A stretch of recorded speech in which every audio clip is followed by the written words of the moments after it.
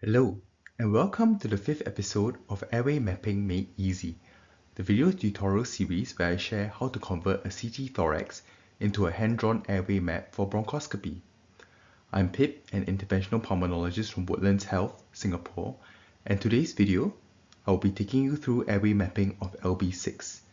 Please feel free to revisit the other videos on my YouTube channel to review the concepts of airway mapping, and do like, share and subscribe to my channel for more upcoming video tutorials.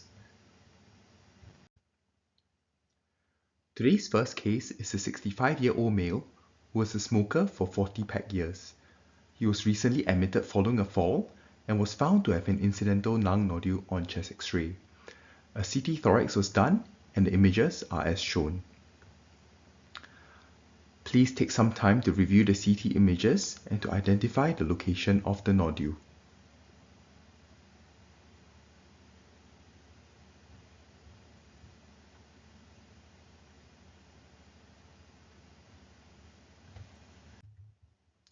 To recap, this is our framework on the 5 steps to airway mapping. We will go through this together, step by step. The first step is to locate the lung segment in which the lesion is located. Take a moment to rewind the video if you need to review the CT scan and lock in your answer. Yes, it is in the left lower lobe, LB6. We can then go on to the second step, which is to find the appropriate CT reconstruction. To determine that, which direction is the airway travelling for the LB6? Yes, it is in the anterior to posterior direction. Recall from the first video, the first concept is that all airways travel in one of 3 general directions, in the cranial-caudal, anterior-posterior, or medial-lateral directions. And in this case, if the airway travels in an anterior-posterior direction, as shown by the straw, using the coronal view will help you to see it as a circle.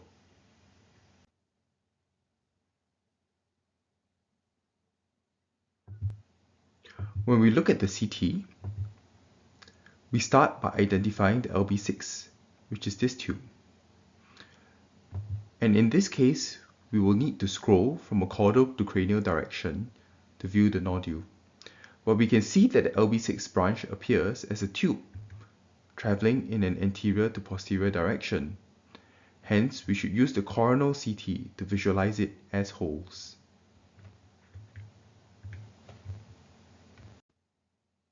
Now that we have located the nodule in the LB6 and decided to use the coronal CT, we then need to proceed to step 3 and 4, which is to orientate the CT image through flipping and or rotation to align with the bronchoscopic view, and to match the direction of our CT scrolling to the expected movement of the bronchoscope. It is important to be able to correctly identify the LB6 segment on the coronal CT, and we can do so with the help of the axial CT. The image on the left shows the original axial CT, and the image on the right is the coronal CT. We start by scrolling down the axial CT to find the bronchus intermedius and the LB6, which is as shown with the arrow pointer. When we have found the LB6 as indicated, we can then start scrolling down the coronal CT until we find the point where the horizontal blue line intersects with the LB6, which is as indicated with the arrow pointer in both the axial and the coronal. You can see that the LB6 appears as a circle in the coronal image. And now that we are certain of the location of LB6 on the coronal CT, we can now proceed to orientate it to the bronchoscopic view.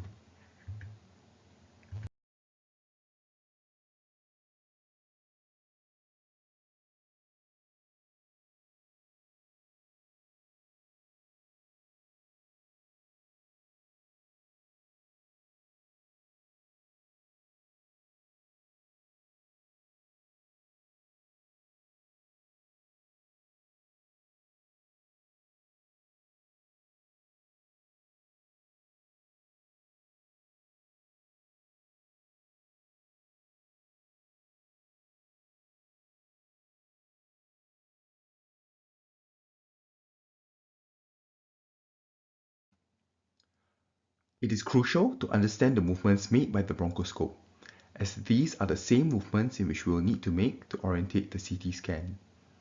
During bronchoscopy into the LB6, we are moving in a cranial to caudal direction, where we take a left turn at the carina before moving in an anterior to posterior direction within the LB6, as shown, and on the corresponding coronal CT. No flipping or rotation of the coronal CT is required.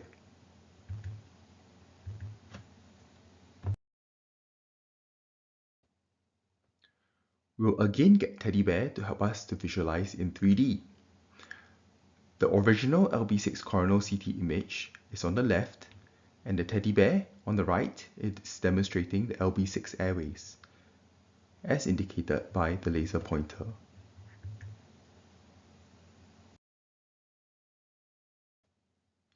During bronchoscopy, the teddy bear is positioned as shown. Recall that our bronchoscope will be moving in the anterior to posterior direction, as reflected by the arrow. This means that our bronchoscopic view is from the anterior of the teddy bear. The blue arrow again shows the bronchoscope moving in the anterior to posterior plane, as shown. This demonstrates that our orientation of the bronchoscopic view will be exactly the same as the coronal CT, with no flipping required. During bronchoscopy, as mentioned, we are moving in the anterior to posterior direction. Hence, it is important to scroll the CT such that it's moving from anterior to posterior. To help with the orientation, remember as you scroll that the heart is anterior and the spine is posterior, as shown. In summary, for the LB6, we will just need to find the coronal CT and then scroll the CT from anterior to posterior. We are now ready to draw our airway map. Now we are ready to begin the process of drawing our airway map. We start by finding LB6. I'll zoom in so that there is a better view. And we will scroll in an anterior to posterior direction towards the nodule.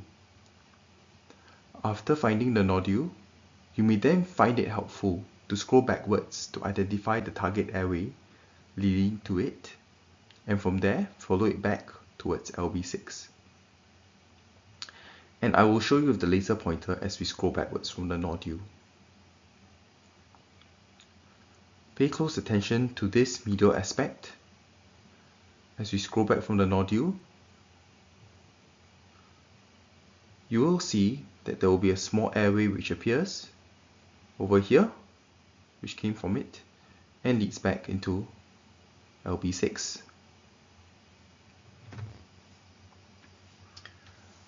So now we start at LB6 and we pay close attention to the branching angles, the first of which occurs at this angle, and we draw it exactly as such.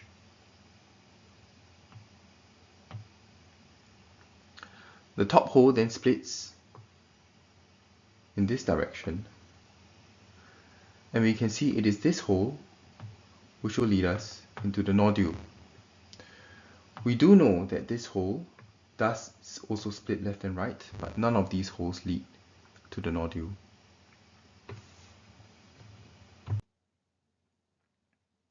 If we look at our airway map on the right, on bronchoscopy we see that it splits exactly as we have drawn it into our upper hole and the bottom hole, and we follow the top hole as shown. When we go into the top hole, again we see that it splits up and down. We can see the bottom hole does split into two, but we know our target airway is in the upper hole as shown. In this case, we use the P190 scope with a guide sheath to enter the nodule, and here you can clearly see the concentric image of the nodule on the radial E-bus. We proceed to mark the radial length with a stopper on the guide sheath and confirm that the scope is wedged in position before proceeding to biopsy the lesion. We typically repeat the radial after 5 passes to confirm that the guide sheath has remained in the target airway. In this case, we also needled the lesion with a PeriView Flex TBNA needle. This patient was diagnosed with TTF1 positive non-small cell adenocarcinoma. Systematic mediastinal screening with EBUS was negative for any lymph nodes, and he's currently awaiting further staging scans and tumor board discussion for curative resection. Thank you very much for joining me on today's tutorial of airway mapping on the LB6. In future episodes, we will be looking at the upper lobes in greater detail, as well as exploring how to use the axial, coronal, and sagittal cuts simultaneously in more complex branching patterns. You can find me on LinkedIn and Instagram. Do message me if you have any comments, queries, or suggestions for future videos. Please do like, share, and subscribe to my video tutorial series so that you won't miss out on another episode of Airway Mapping Made Easy. Thank you.